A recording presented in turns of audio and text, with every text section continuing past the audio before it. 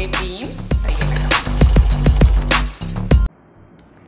இன்னைக்கு நாம் ஜிப்பில் சைடு பிட்டு வச்சு தைக்கிறப்போ லைனிங் வச்சு தைக்கிறது எப்படி அப்படிங்கிறத பார்க்கலாம். ஓகேவா? சாதாரணமாக நம்ம ஜிப்பில் ரெண்டு பக்கமும் பிட் கிளாத் போட்டு தைப்போம் இல்லையா?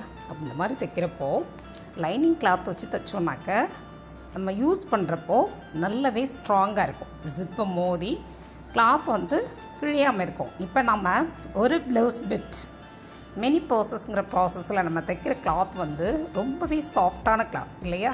அதனால் சைடு பிட் தைக்கிறப்போ அதோடு சேர்த்து ஒரு லைனிங் கிளாத்தையும் வச்சு தைச்சிட்டோன்னாக்க நமக்கு ஜிப்பு யூஸ் பண்ணுறதுக்கு ரொம்பவே கம்ஃபர்டபுளாக இருக்கும். ஓகேவா? ரைட். ஒன்றும் இல்லை, முதல்ல நம்ம வழக்கம் போலே தான் ஜிப் எடுத்துக்கலாம். வழக்கம் போலே தான் ஜிப் எடுத்துக்கலாம். ஜிப்பு மேலே நம்ம எந்த கிளாத்தை தைக்கிறோமோ அந்த கிளாத்தோட நல்ல பாகத்தை வச்சிடலாம். அது மேலே லைனிங் கிளாத் வச்சுக்கிறோம், அவ்வளோதான்.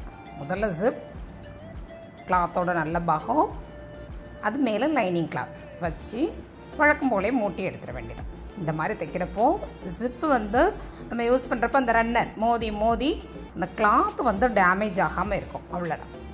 ஓகேவா? ரைட். இப்போ வழக்கம் போலே தான் நம்ம திருப்பி வச்சு படிமான தையல் போட்டுக்கலாம். எக்ஸஸாக இருக்க கிளாத்தெல்லாம் கட் பண்ணிவிட்டு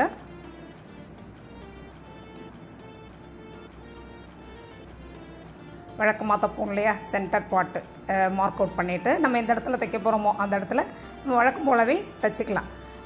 ஸோ மேட்டர் என்னன்னாக்க நம்ம நைஸான கிளாத்து, நல்ல சாஃப்டான அல்லது லேஸான திக்னஸ் கம்மியாக இருக்கிற கிளாத்தை யூஸ் பண்ணி நம்ம பர்ஸ் தைக்கிற போது பர்ஸுக்கு நம்ம எப்படி திக்கான ஷீட்டு ரைஸ் பேக் அல்லது பிக் ஷாப்பிங் பேக் கொடுக்குறோமோ அதே மாதிரி தான் சைடு பிட்டுக்குமே நம்ம நல்ல திக்கான ஷீட் கொடுத்து தைச்சிட்டோன்னாக்க ஜிப்பு மோதி அந்த கிளாத் டேமேஜ் ஆகாமல் இருக்கும். ஓகேவா? ரைட்டு. இதுவே நம்ம ஜிப்பில் தைக்கிற கிளாத்து சைடு பிட்டு நல்ல திக்கான கிளாத்து தான், நல்ல திக்கான ஷீட்டு தான் நம்ம டைரெக்டாக ஜிப்பில் மூட்ட போகிறோம் அப்படின்னாக்க அதுக்கு நம்ம லைனிங் கிளாத் கொடுக்க தேவையில்லை.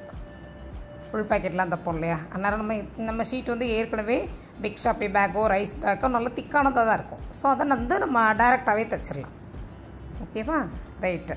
நம்ம எப்போது லைனிங் கிளாத் கொடுக்கணுன்னாக்க நம்ம தைக்கிற இந்த கிளாத்